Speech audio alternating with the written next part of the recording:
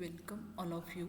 Myself Savita Mali, lecturer from Adarsh Institute of Pharmacy, D Farm, Vita.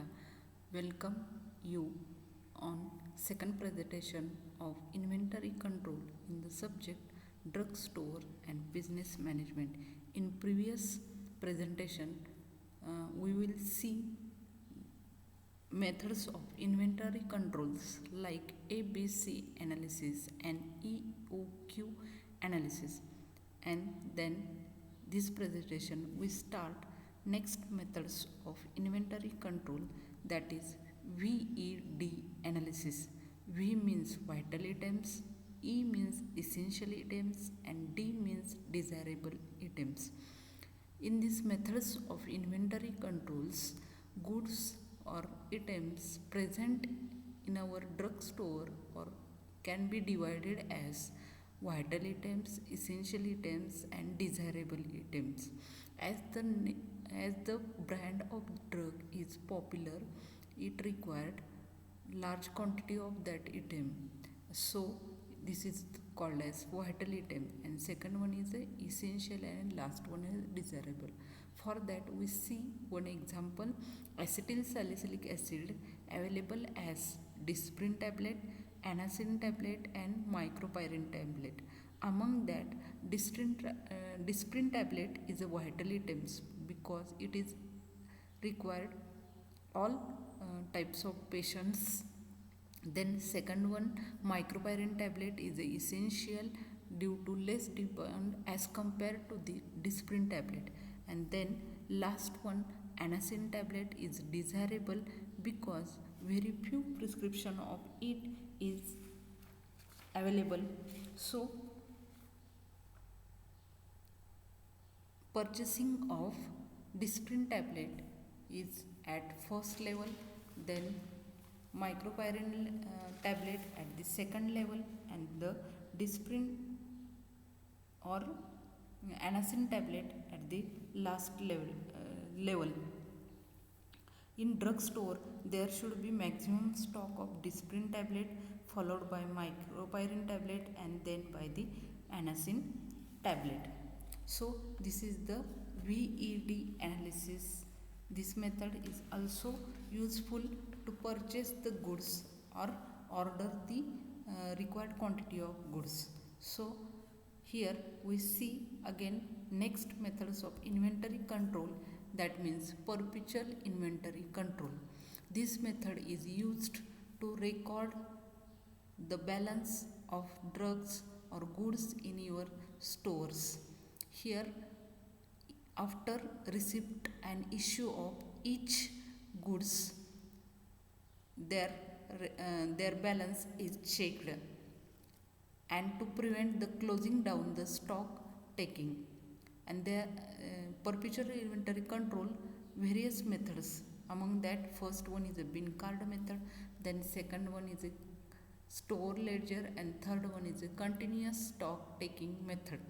It has various advantages, that means it helps to detect immediate rectification of clerical errors, because in this method three steps are followed. First one, bin card method, then second one, store ledger method, and third one is a continuous stock method.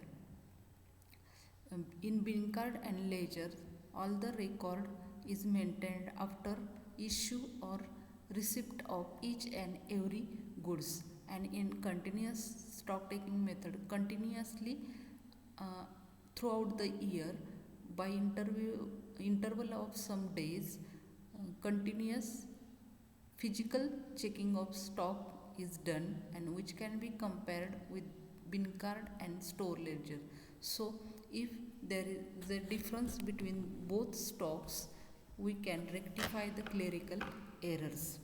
Then in second advantages of this perpetual inventory control is it ensure reliable checking of the store items, because here stock of goods can be checked three times: in bin card, in store ledger, and continuous stock taking method. Here timely action can be taken on serious problem. If there is any errors, we can rectify it. So immediate action can be taken on serious problem. It also serve as moral check on the staff. In continuous taking method, staff directly check the goods at that places in racks or shelves, and in bin card and store ledger their record is maintained. So by differentiating both record, we can check on the staff, working of the staff. So these are the various advantages of the perpetual inventory control, and we see here various methods of the perpetual inventory control. That means first one is a bin card. Bin card is a document maintained by the storekeeper to keep record of the all items of material or goods in his stores. This bin card serve for purposing of providing ready reference whenever the management wants to know how much goods, how much particular goods available in their drugstore. We can immediately show them the stock of that particular goods. It also shows quantity of each items available into the drugstore.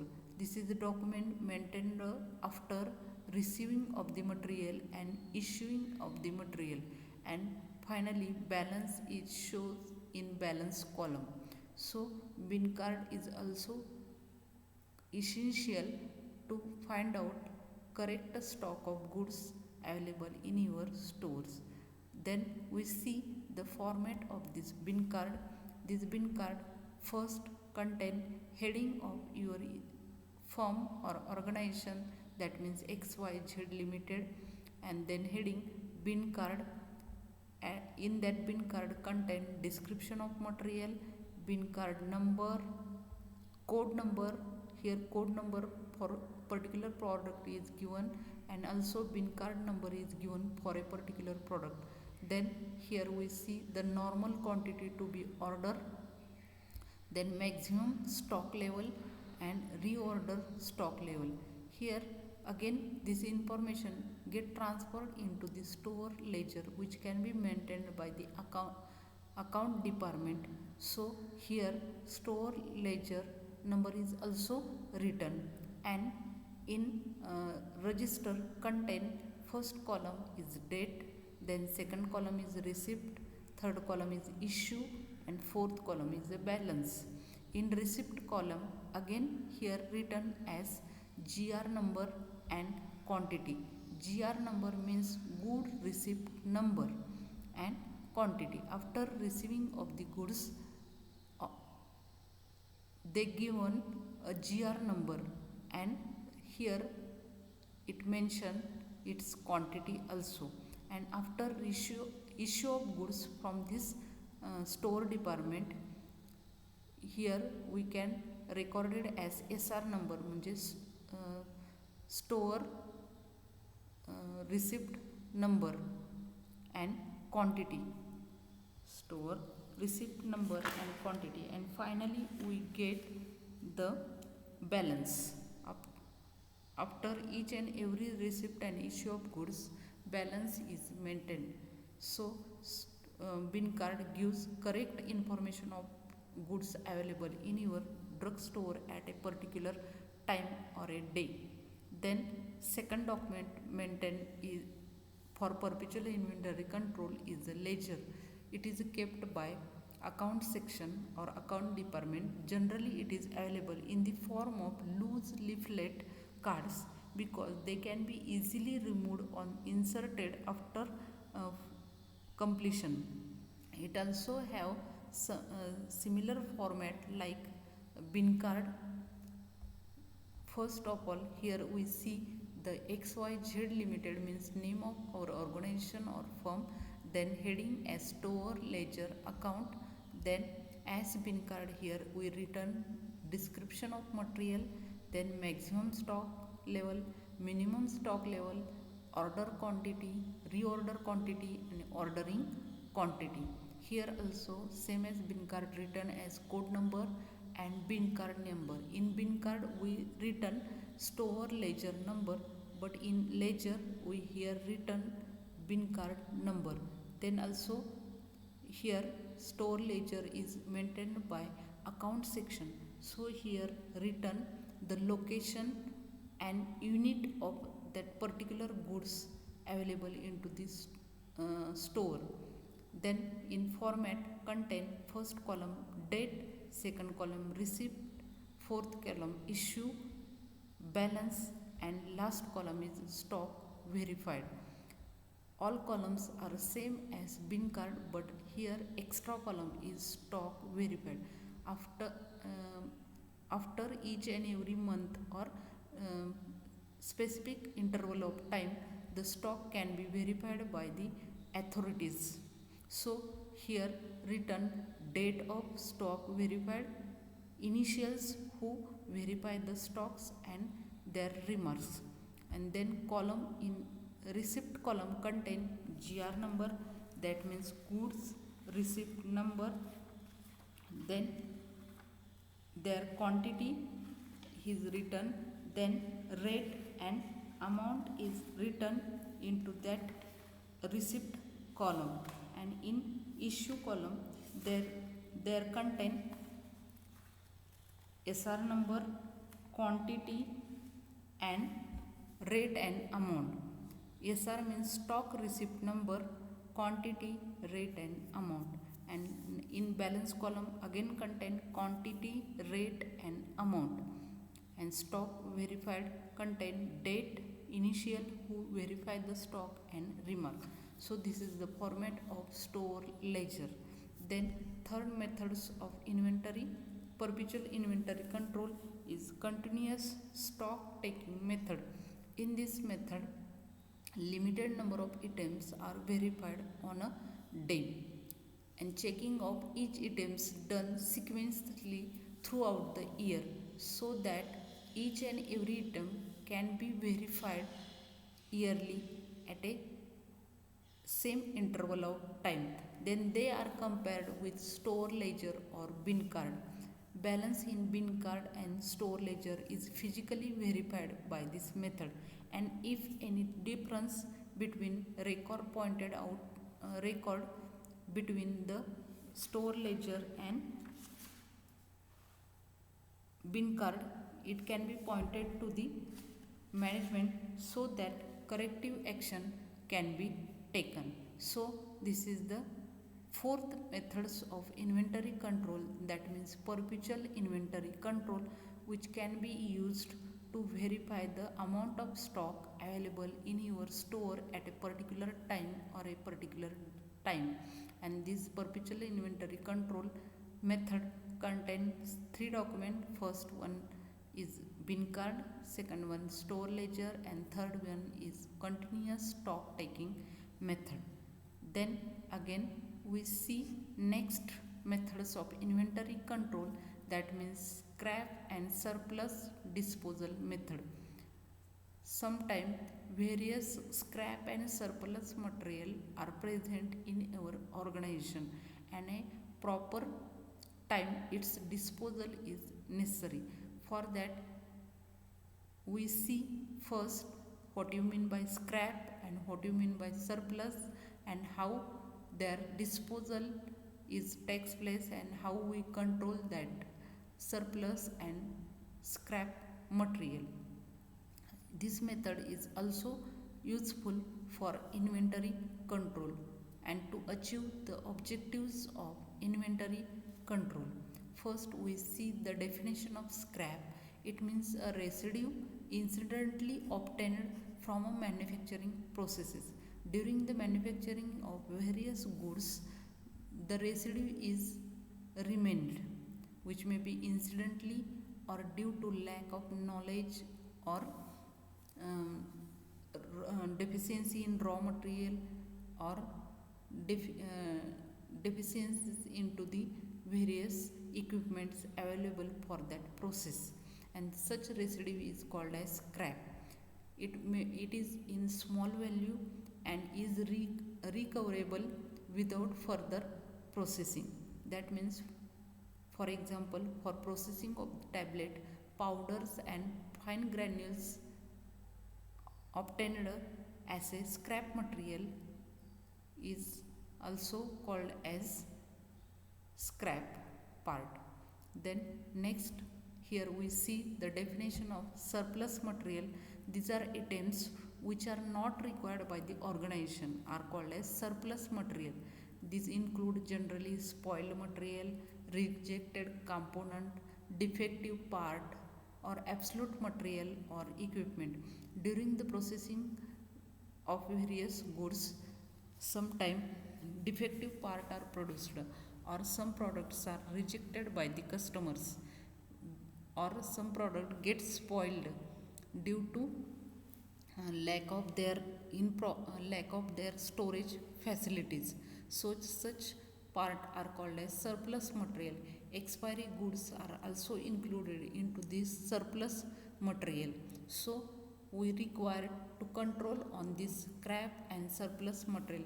Before that, we see the different types of scrap, or before that we see the different material of the scrap. Scrap includes legitimate scrap, then next one is a administrative scrap, and then next one is the defective scrap. Legitimate scrap means which can be predetermined or anticipated in advance due to manufacturing operations are called as legitimate scrap. This means this scrap material which can be previously determined by the companies or the your firm in advance. For example, material obtained in the form of fine granules or powders in granulating process during the processing of the tablet is anticipated. So this is called as the legitimate scrap. Then second one is a administrative scrap. This scrap results when material etc. become obsolete due to change in design. These administrative scrap are required to properly manage, or it also includes sometime expiry goods. So before expiry of that goods we require to sell them immediately and corrective action is required to be taken. So these are called as the administrative scrap. Then third one is the defective scrap. These are obtained due to substandard raw material or poor workmanship in handling of such material. If we cannot use skilled worker, sometime defective scrap is obtained. So here we see different types of scrap material. That means first one legitimate scrap, then second one administrative scrap, and third one is the defective scrap. So we require to proper control and disposal of this scrap material. For disposal, we sold that scrap material if it is not recycled, and if it is recycled it can be converted or reprocessed into the useful raw material. So by these two methods we can disposal scrap and surplus material. And to minimize this scrap and surplus material we require to take some actions. First one, by providing proper attention during the designing stage of the product. When we design a particular product, if you take particular attention, amount of scrap material can be reduced or administrative scrap can be reduced. Then by selecting right material and equipment during the production we can reduce the defective scrap material, and by selecting right type of personnel with proper training we can reduce the defective scrap material. If you use skilled workers and give them proper training we can reduce the defective scrap material. So this presentation we see three types of inventory control method. First one is the VAD analysis, second one is the perpetual inventory control, and next one is a scrap and surplus material. So here we see these three types of inventory control.